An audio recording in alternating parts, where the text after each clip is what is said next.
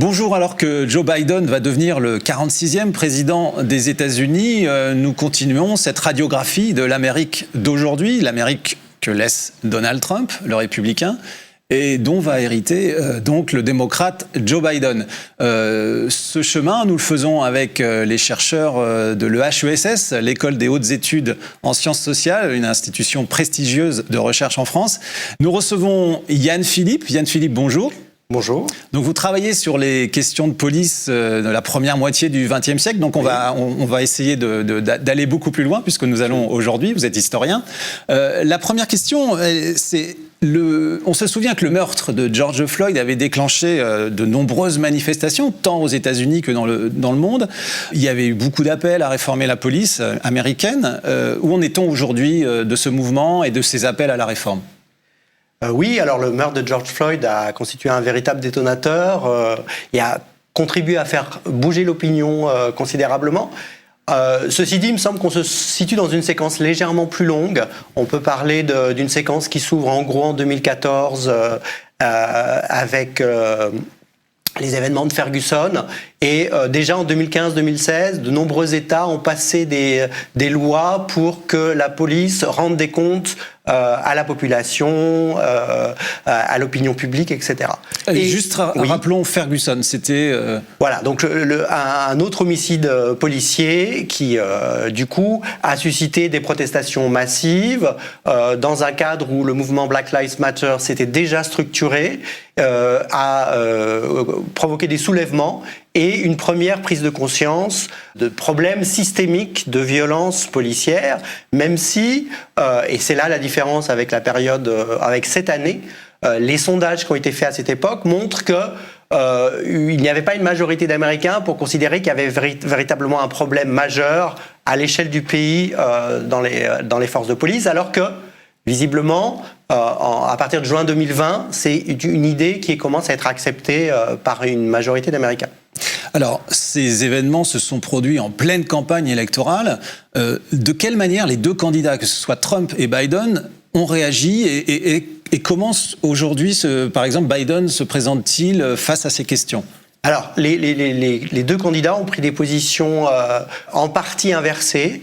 Donald Trump a fait le choix d'accentuer son message sécuritaire, de se placer quasi systématiquement derrière les policiers et de traiter les manifestants, même pacifiques, souvent de voyous, voire de terroristes. Et évidemment, son message s'est accentué au fur et à mesure que certains soulèvements dégénéraient ou qu'il y avait des pillages, etc. Joe Biden, qui a historiquement eu un positionnement assez favorable aux forces de l'ordre, a contribué à modifier son approche et à essayer d'avoir une position équilibrée de dénonciation des violences systémiques de la part de la police, et en même temps de soutien aux bons policiers, aux chefs de police réformateurs, etc. Donc, une position relativement qu'il a cherché à équilibrer de manière à pouvoir attirer le plus grand nombre possible d'électeurs, donc de ne pas fâcher ceux qui avaient peur des soulèvements et en même temps de pouvoir attirer notamment le vote noir qui était décisif pour l'élection présidentielle. Alors, avant de nous pencher sur ce que pourrait faire Biden, juste une question sur... parce que parmi ce mouvement de réforme de la police, une partie réclame même l'abolition des forces de l'ordre. Alors, qu'est-ce que représente ce mouvement aux États-Unis et est-ce qu'il est important même au sein de la gauche ?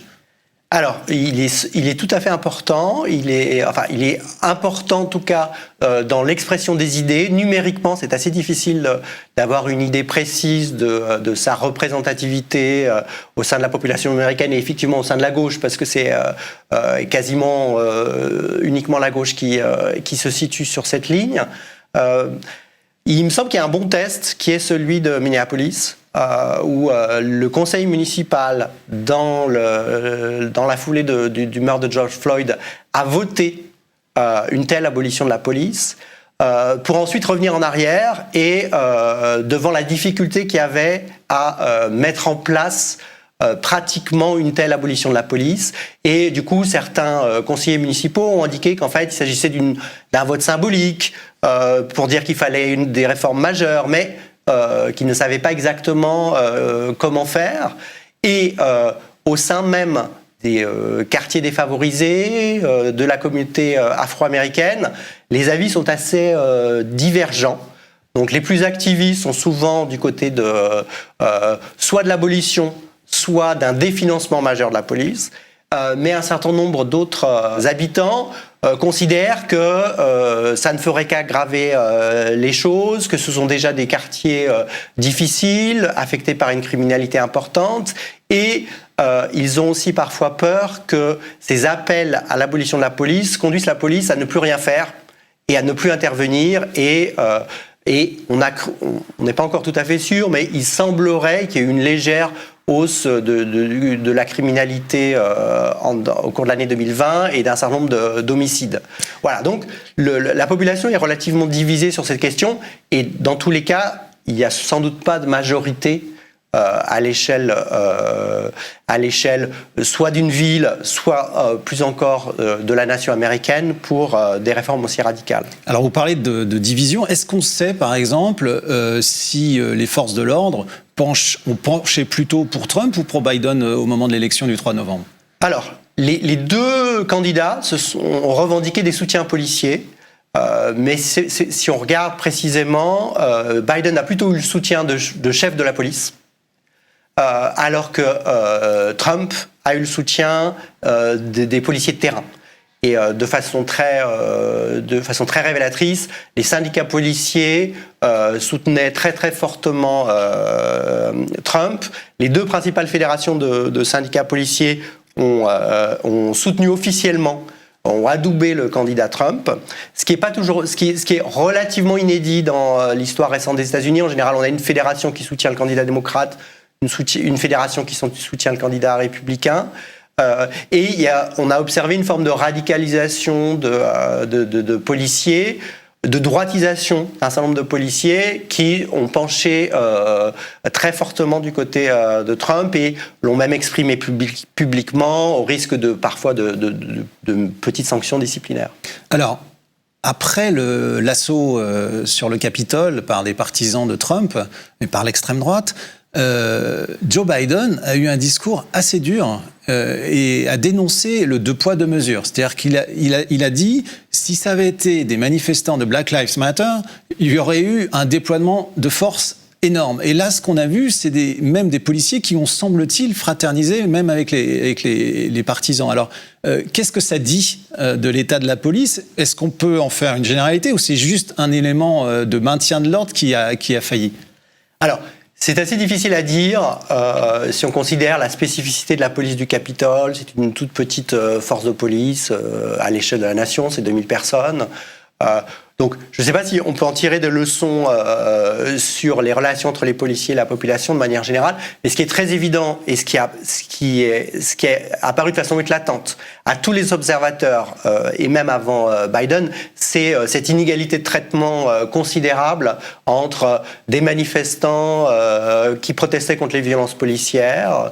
On a vu des images en juin à Washington lors de manifestations. On a vu que il y avait une répression très forte, violente de la part des forces de police contre des manifestants pacifiques, notamment quand il a fallu évacuer un parc qui était sur le chemin de Donald Trump allant faire une déclaration enregistrée. Donc ce deux poids deux mesures est apparu de façon flagrante à beaucoup, et il me semble que ça peut constituer un aiguillon pour les réformes, puisqu'il va y avoir une demande sociale très importante, et même ceux qui pouvaient douter de l'inégalité de traitement en ont vu aujourd'hui la preuve flagrante, d'autant plus que les condamnations de cette intrusion violente au sein du Capitole semblent relativement partagées aujourd'hui aux États-Unis. On gagne une partie du Parti républicain qui